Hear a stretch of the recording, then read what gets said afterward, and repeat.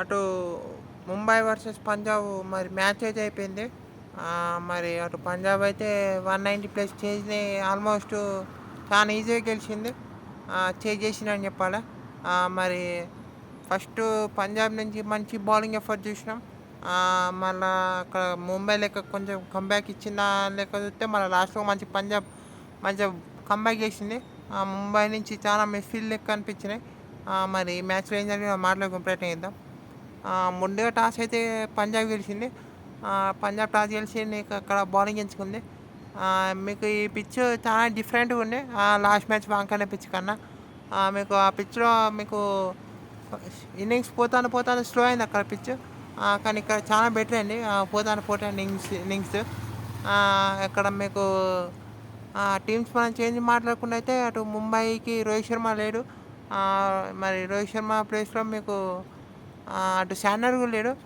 శార్నర్ కూడా అన్హెల్తీగా ఉన్నాడు. సో మీకు అక్కడ మీకు క్వింటన్ డికాక్కి ఛాయిస్ వచ్చింది మంచిగా. క్వింటన్ డికాక్ ఛాయిస్ వచ్చింది. అటు మీకు మయాంక్ రావత్ని తెచ్చుకున్నారు. మరి అటు శార్నర్ కూడా లేడు. మీకు దీపక్ చార్ వచ్చిండు. గజన్ఫర్ కూడా వచ్చిండు. సో ఇన్ని చేంజెస్ చేసిండ్రు ముంబై వాళ్ళు. అటు ట్రెంట్ బోల్ట్ ఆడలే, నాకైతే సర్ప్రైజింగ్ ఉన్నాయి. గజన్ఫర్ రెండు వికెట్లు తీసిండు కానీ నాకు ఇంకా ట్రెంట్ బోల్ట్ ఆడితే బాగుండు అనిపించింది. మరి ఇక్కడ ఇక మీకు ముంబై అయితే మరి ఫస్ట్ ఓవర్లో మీకు హర్షదీప్ ఫామ్లో లేడు. మరి ముంబై అయితే వాళ్ళ ఆ బౌలింగ్ చూసినాక ఫామ్లోకి వచ్చిండు హర్షదీప్. మీకు ఫస్ట్ బాల్ నుంచే స్వింగ్ చేసిండు. First 5 ball dot ball Harshdeep బౌలింగ్లో. Last ball single. తర్వాత మీకు సెకండ్ ఓవర్లో క్వింటన్ డికాక్ స్ట్రైక్ వచ్చిన ఫస్ట్ బాల్ 6 కొట్టిన ఆ ఓవర్లో మీకు 11 రన్లు వచ్చినాయి. ఆ తర్వాత మీకు రియాన్ నిఖిల్ టర్న్ అవుట్ అయ్యిండు. లెగ్స్ పైన బాల్ ఇట్లా ఫ్లిక్ చేయబోయిండు, అక్కడ క్యాచ్ అవుట్. ఇక రియాన్ నిఖిల్ టర్న్ అవుట్ అయిన తర్వాత మీకు అక్కడ Suryakumar first ball out swing మీకు ఎడ్జ్ అక్కడ 30 yards సర్కిల్ అక్కడ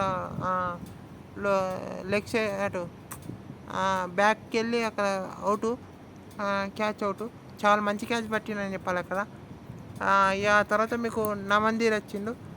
నమందీర్ మరి ఒక క్యాచ్ అయితే డ్రాప్ అవుట్ అయింది అక్కడ చహల్ బౌలింగ్లో. మంచి ఈజీ క్యాచ్. కానీ మీకు లైట్స్ కారణంగా అక్కడ మీకు బాల్ రాకముందే బాల్ ఐసేలేవు, బాల్ పైన బాల్ రాకముందే అక్కడ క్యాచ్ డ్రాప్ అవుట్ అయింది. కానీ అక్కడ మీకు ఆ తర్వాత మళ్ళీ నెక్స్ట్ ఓవర్లో మీకు క్వింటన్ డికాక్ రన్అట్ అయ్యే ఛాన్స్ అత్తది. శ్రేయస్ డైరెక్ట్ హిట్ అయితే మీకు అక్కడ రన్అట్ అయ్యావు క్వింటన్ డికాక్. అక్కడ మీకు ఆల్మోస్ట్ గివప్ కూడా ఇచ్చేసిండు క్వింటన్ డికాక్ అక్కడ. సో అక్కడ కొంచెం లక్కీ అని చెప్పాలి క్వింటన్ డికాక్. కానీ వేరే వీళ్ళిద్దరు ఉన్నంతసేపు అసలు ఇక ముంబైకి ఆ పేజ్ నుంచి బయటికి తీసుకొచ్చారు వీళ్ళు. మీకు పవర్ ప్లే 2 వికెట్స్ పడ్డట్టే లేవు. మీకు 10 overs 20 overs 2 overs తర్వాత చూస్తే మీకు ఒక పవర్ ప్లేలో 48 ఏమో వేసిళ్ళు. ఇక ఆ తర్వాత ఇక మీకు చాలాకి ఈరోజు క్వింటన్ డికాక్ అయితే అటాకింగ్ చేసి మొత్తం క్వింటన్ డికాక్కి చాలా మూడు బాల్ ఏమో లెగ్ సైడ్ వేసిండు. 3 బాల్ 6 అవి అయితే అవి క్వింటన్ డికాక్ అది వేరే ఆడిండు. అటు చేసేసరికి ఏం చేయాలో కూడా అర్థం కానీ అటు పంజాబ్ ఆల్మోస్ట్ ఎవరైతే వాళ్ళు రన్స్కి వెళ్తారు అక్కడ మీకు మిడిల్ ప్లేస్లో. కానీ మీకు 13th ఓవర్ ఇప్పుడు మీకు మంచి కంబ్యాక్ చేసిళ్ళు. ఒక 12th ఓవర్లో మంచి కంబ్యాక్ చేసిళ్ళు. ఆ ఓవర్లో ఎక్కువ రన్స్ రాలే. నెక్స్ట్ ఓవర్ శశాంక్ సింగ్ వేసిండు. శశాంక్ సింగ్ కూడా తన స్లోవర్ వన్స్ బాగా పనికి వచ్చినాయి. అక్కడ నమందీర్ అవుట్ అయ్యిండు. నమందీర్ అవుట్ అయిన తర్వాత ఇక మీకు కొంచెం గేమ్లోకి వచ్చింది. ఆ నెక్స్ట్ ఓవర్ కూడా మీకు రన్స్ రాలే, అంతే అనుకున్నంత రాలే. సో ఇక్కడ ఇక క్వింటన్ డికాక్ ఆడతాను మంచిగా ఆడిండు క్వింటన్ డికాక్ అయితే. క్వింటన్ డికాక్ ఆడతాను. హార్దిక్ కూడా ఆడే ప్రయత్నం చేసిండు. కానీ మీకు అక్కడ ఆ క్యాచ్ అయితే వేరే లెవెల్ క్యాచ్, శ్రేయస్ అయ్యారు. అంతమంది జాన్సన్ ఒక 6 స్లోవర్ అని కొడతారు కానీ ఇది కూడా 6 అనుకున్నా ఆల్మోస్ట్. మిస్టేక్ అయింది కానీ అక్కడ శ్రేయస్ అయితే వేరే లెవెల్. ఎక్కడనో ఉంటాడు. అంత చాలా స్ట్రెచ్ ఉంది ఆ క్యాచ్‌ల. అంత స్ట్రెచ్ ఉండి పట్టడం అంటే వేరే లెవెల్ క్యాచ్. ఆ క్యాచ్ పట్టకుండా ఉంటే ఇంకొంచెం 20 రన్స్ ఎక్స్ట్రా ఉండు కావచ్చు ముంబైకి ఈజీగా. డెత్‌లో బాగా వేసిండు బౌలింగ్. పంజాబ్ కావట్లే కానీ మీకు ఆ క్యాచ్ వల్ల ఇంపాక్ట్ గేమ్ మొత్తం చేంజ్ అయింది అక్కడ మూమెంటం. అక్కడ ఇదైతే మామూలు స్ట్రెచ్ కాదు. రోహిత్ శర్మ, సూర్యకుమార్ ఎక్స్ప్రెషన్స్ కూడా చెప్పినాయి క్యాచ్ ఎంత ఈజీ కాదా అని. అదైతే మామూలు డైవ్ కాదు. మళ్ళీ కరెక్ట్ టైంలో ఇక్కడ మీకు ఈ హ్యాండ్ అనేది అక్కడ బౌండరీ లోపల టచ్ చేయముందు అక్కడ ఇట్లా బయటికి త్రో చేయడం కూడా అంత ఈజీ కాదు అక్కడ. సో శ్రేయస్ అయ్యర్కి ఆ క్యాచ్ అయితే ఫుల్ క్రెడిట్స్ ఇవ్వాలి అక్కడ. మరి ఆ క్యాచ్ తర్వాత మీకు షెర్ఫన్ రూథర్ఫర్డ్ ఇచ్చిండు. తను ఆడిన 4 బాల్లో 5 బాల్లో అన్ని యార్కర్లే. ఒక్కటే మీకు అవుట్ సైడ్ ఆఫ్ స్టంప్ యార్కరు. మిగిలిన బాల్ అన్నీ కాళ్ళకి వేస్తారు వాళ్ళు. కరెక్ట్ యార్కర్లు. ఒక బ్యాట్ కూడా ఇరుగుతాయి ఫస్ట్ బాల్కో సెకండ్ బాల్కో. మీకు అక్కడ రూథర్ఫర్డ్ అవుట్ అవుతారు. మరి తనకు ఏం చేయలేదు అక్కడ. మీకు అక్కడ అచ్చుతోటి అటాకింగ్ చేసే సిచ్యువేషన్ ఉండే. కానీ అంత అంత మంచి యార్కర్లు ఎత్తా అంటే ఇక మీకు బిగ్ షాట్కి వెళ్ళాలి. మంచి యార్కర్ పడ్డే బోల్టు. ఇక తిలక్ వర్మ వచ్చి ఒక 4 కొట్టినా మీకు వేరే లెవెల్ బౌలింగ్ వేసాడు అక్కడ. జాన్సన్ కూడా బాగా వేసాడు. బ్రాట్లీ కూడా తన లాస్ట్ ఒక బాల్కి రన్స్ వెళ్ళింది కానీ తన స్పెల్ కూడా మంచి స్పెల్ అక్కడ. వైజాగ్ విజయ్ కుమార్ కూడా కొంచెం ఎక్స్పెన్సివ్ అనిపించింది కానీ ఓవరాల్ అయితే మంచి కంబ్యాక్. 13 ఓవర్స్లో మీకు 130 చేంజ్ ఉండే అక్కడ మీకు ముంబై ఇండియన్స్. కానీ లాస్ట్ 7 ఓవర్స్లో మీకు 63 అట్లా ఇవ్వడం అంటే 65 అట్లా ఇవ్వడం అంటే లెస్ దెన్ 70 ఇవ్వడం అంటే మంచి ఎఫర్ట్ అని చెప్పాలి. ఏ మ్యాచ్లో అని చూడండి పంజాబ్ మీకు వాళ్ళ డెత్లో అసలు రన్సే ఇస్తలేరు. మీకు అటు జీటీతో మ్యాచ్లో కూడా 80 ఉండే. వాళ్ళ లాస్ట్ స్కోర్ వస్తే 160 ఉండే. 10 ఓవర్స్కే 80 ఉండే. వాళ్ళు జీటీ 80+ ఉండే. నెక్స్ట్ 10 ఓవర్స్లో కూడా వాళ్ళు 80 వేసిళ్ళు. సో ఎక్కడ చూడలే అక్కడ మీకు పంజాబ్ డెత్లో మీకు రన్స్ ఇస్తలేదు. సో హర్షదీప్ సింగ్ డెత్లో బాగా వేస్తాను. జాన్సన్ బాగా వేస్తాడు అక్కడ. అక్కడ బ్రాట్లీ కూడా బాగా వేస్తాను. మరి ఈ మ్యాచ్లో చాలా అంత ఎఫెక్టివ్ అనిపించాలి కానీ సో చాలా కూడా మంచి ఫామ్లోకి వస్తాడు. ఇక్కడ మోస్ట్లీ అక్కడ క్వింటన్ డికాకే ఫేస్ చేసింది చాలానే. క్వింటన్ డికాక్ అయితే వేరే లెవెల్ ఆడిండు అబ్బా. తన సెంచరీ అటు ఇప్పుడు ఎండ్ ఆఫ్ ది మ్యాచ్కి ఈజీ లెక్క ఉండేది కానీ మంచి నాక్ అయింది క్వింటన్ డికాక్. అక్కడ మీకు ఆ తర్వాత చేజ్ మొదలైంది. చేజ్ మొదలైన కాడి నుంచి మీకు అక్కడ ప్రియాన్చారి ఒక్క వికెట్ కొంచెం ముంబైకి హ్యాపీ అనిపించింది.